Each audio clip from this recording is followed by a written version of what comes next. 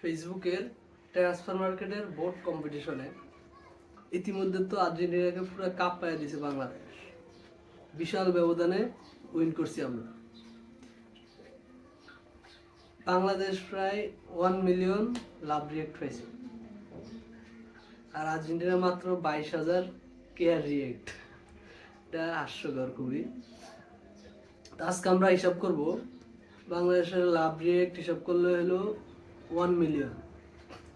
আমরা প্রতি 1 লাখে যদি একটা করে গোল ধরি তাহলে 1 মিলিয়নে 10টা গোল।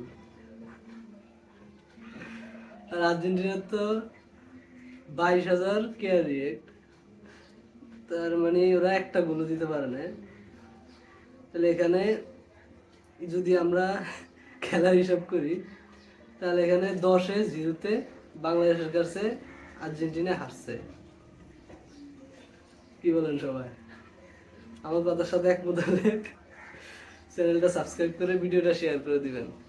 ধন্যবাদ।